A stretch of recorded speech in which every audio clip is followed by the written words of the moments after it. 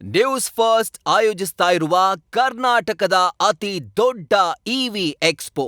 ನಮ್ಮ ಪ್ರತಿನಿಧಿ ಪ್ರಸನ್ನ ಫೋನ್ ಸಂಪರ್ಕದಲ್ಲಿದ್ದಾರೆ. ಪ್ರಸನ್ನ, ಶಾಸಕರ ವಿರುದ್ಧವೇ ನೇರವಾದಂತಹ ಆರೋಪ ಕೇಳಿ ಬರ್ತಾ ಇದೆ.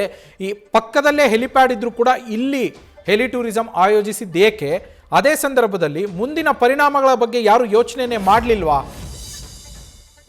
ನಿಜ, ಏನು ಶಿವಮೊಗ್ಗ ಜಿಲ್ಲೆಯಲ್ಲಿ ರಾಜ್ಯದ ಒಂದು ದೊಡ್ಡ ಜಾತ್ರೆ ಅಂತ ಹೇಳಲಾಗುತ್ತೆ, ಶಿರ್ಸಿ ನಂತರದ ಮಾರಿಕಾಂಬಾ ಜಾತ್ರೆ ಅಂತ ಹೇಳಲಾಗುತ್ತೆ ಸಾಗರದಲ್ಲಿ. ಅದು ಕಳೆದ 3ನೇ ತಾರೀಕಿಂದ ಆರಂಭಗೊಂಡಿರೋದು 11ನೇ ತಾರೀಕಿಗೆ ಇದು ಮುಕ್ತಾಯ ಆಗುತ್ತೆ. ಇದರ ಭಾಗವಾಗಿ ಕಳೆದ 6ನೇ ತಾರೀಕಿಂದ ಹೆಲಿ ಟೂರಿಸಂ ಅಂತ ಹೇಳ್ಬಿಟ್ಟು ಒಂದು ಸ್ಥಳೀಯ ಏನ್ ಜನಗಳಿದ್ದಾರೆ ಅವರಿಗೆ ಮತ್ತೆ ಈ ಜಾತ್ರೆ ನೋಡಕ್ ಬರ್ತಾರೆ, ಅವ್ರನ್ನ ಆಕರ್ಷಣೆ ಮಾಡಕ್ಕೋಸ್ಕರ ಮತ್ತೆ ಅವರಿಗೆ ಒಂದು ರೀತಿಯ ಸಾಗರ ಸುತ್ತಮುತ್ತಲ ಪ್ರದೇಶವನ್ನ ಆಕಾಶದಲ್ಲಿ ನೋಡುವಂತ ಒಂದು ಅವಕಾಶ ಕಲ್ಪಿಸುವ ನಿಟ್ಟಿನಲ್ಲಿ ಹೆಲಿ ಟೂರಿಸಂಗೆ ಏನು ಇವತ್ತು ಜಾತ್ರೆ ಆಯೋಜಕರು ಮತ್ತೆ ಸ್ಥಳೀಯರು ಮುಂದಾಗಿದ್ದಾರೆ.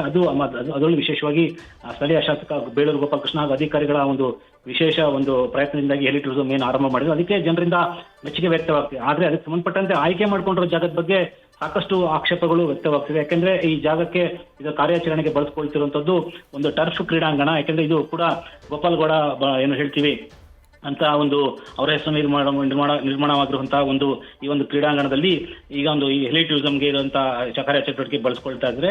ಆದ್ರೆ ಇದಕ್ಕೆ ಸಾಕಷ್ಟು ಒಂದು ವಿರೋಧ ವ್ಯಕ್ತ. ಯಾಕಂದ್ರೆ ಲಕ್ಷಾಂತರ ರೂಪಾಯಿ ವೆಚ್ಚ ಖರ್ಚು ಮಾಡಿ 2008-2009ರಲ್ಲಿ 40 ಲಕ್ಷ ರೂಪಾಯಿಗಿಂತ ಹೆಚ್ಚು ಹಣವನ್ನ ಬಳಸ್ಬಿಟ್ಟು ಅಲ್ಲಿ ಟಫ್ ಕ್ರೀಡಾಂಗಣ ನಿರ್ಮಿಸಲಾಗಿದೆ. ಅಲ್ಲಿ ಸಾಗರ ಸುತ್ತಮುತ್ತಲ ಕ್ರಿಕೆಟ್ ಏನು ಅಭ್ಯಾಸ ಮಾಡ್ತಾರೆ ಮತ್ತೆ ಬೇರೆ ಬೇರೆ ತಂಡಗಳಲ್ಲಿ ಪ್ರಾಕ್ಟೀಸ್ ಮಾಡ್ತಾರೆ, ಅವರೆಲ್ಲರಿಗೂ ಇದೇ ಒಂದು ರೀತಿಯ ತುಂಬಾನೇ ಮುಖ್ಯವಾದಂತಹ ಒಂದು ಕ್ರೀಡಾಂಗಣ ಆಗಿದೆ. ಮತ್ತೆ ಇಲ್ಲಿ ಟರ್ಫ್ ಕೂಡ ಉತ್ತಮವಾಗಿದ್ದು ಬೇರೆ ಬೇರೆ ಸಂದರ್ಭದಲ್ಲಿ ಬಂದಂತಹ ಅನಿಲ್ ಕುಂಬ್ಳೆ ಆಗಿರ್ಬೋದು, ರಾಹುಲ್ ದ್ರಾವಿಡ್ ಆಗಿರ್ಬೋದು, ಈ ಒಂದು ಸ್ಟೇಡಿಯಂ ಬಗ್ಗೆ ಇದರ ಮೇಂಟೆನೆನ್ಸ್ ಬಗ್ಗೆ ತುಂಬಾನೇ ಮೆಚ್ಚಿ ವ್ಯಕ್ತಪಡಿಸ್ಬಿಟ್ಟು ಇಲ್ಲಿಂದ ಸ್ಥಳೀಯ ಪ್ರತಿಭೆಗಳಿಗೆ ತುಂಬಾ ಅನುಕೂಲ ಆಗುತ್ತೆ ಅಂತ ಹೇಳ್ಬಿಟ್ಟು ಮೆಚ್ಚುಗೆ ವ್ಯಕ್ತಪಡಿಸಿದ್ರು. ಅಂತಹ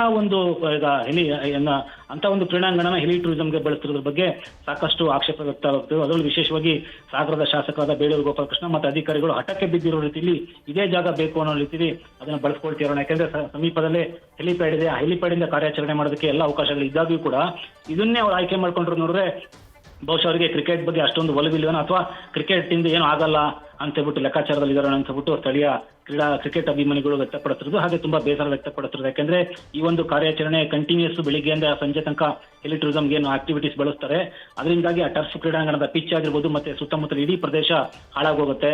ಆ ಹೆಲಿಕಾಪ್ಟರ್ನ ಗಾಳಿಯ ಒತ್ತಡ ಆಗಿರ್ಬೋದು, ಅಲ್ಲಿ ಓಡಾಡುವಂತ ಜನಗಳಿಂದಾಗಿ ಆ ಇಡೀ ಟರ್ಫ್ ಕ್ರೀಡಾಂಗಣ ಇವತ್ತೇನಾಗಿದೆ ಕಷ್ಟಪಟ್ಟು ಅದನ್ನ ಮೇಂಟೈನ್ ಮಾಡ್ಕೊಂಡ್ ಬಂದಿದ್ದಾರೆ, ಅದಷ್ಟು ಸಂಪೂರ್ಣ ಹಾಳಾಗೋದ್ರೆ ಅದನ್ನ ಮುಂದಿನ ದಿನದಲ್ಲಿ ಸರಿಪಡಿಸೋದಕ್ಕೆ ಮುಂಚಿನ ತರ ಆ ಸ್ವರೂಪಕ್ಕೆ ತರೋದಕ್ಕೆ ತುಂಬಾನೇ ಕಷ್ಟ ಆಗುತ್ತೆ. ಹಾಗಾಗಿನೇ ಸ್ಥಳೀಯರು, ಅದರಲ್ಲೂ ವಿಶೇಷವಾಗಿ ಕ್ರೀಡಾ ಅಭಿಮಾನಿಗಳು, ಸ್ಥಳೀಯ ಶಾಸಕರು ಹಾಗೂ ಅಧಿಕಾರಿಗಳ ಬಗ್ಗೆ ಆಕ್ರೋಶ ವ್ಯಕ್ತಪಡಿಸುತ್ತಿರುವಂತದ್ದು ಇವರ ಒಂದು ಸ್ವಂತ ಒಂದು ಏನು ವೈಯಕ್ತಿಕ ಹಿತಾಸಕ್ತಿಗೋಸ್ಕರ ಕ್ರೀಡಾಂಗಣನ ಬಲಿ ಕೊಡ್ತಿರೋದು ಎಷ್ಟು ಮಟ್ಟಿಗೆ ಸರಿ ಅಂತ ಹೇಳ್ಬಿಟ್ಟು ಈಗ ಅಲ್ಲಿ ಪ್ರಶ್ನೆ ಮಾಡ್ತಿರುವಂತದ್ದು ನಾವು ಗಮನಿಸಬಹುದಾಗಿದೆ.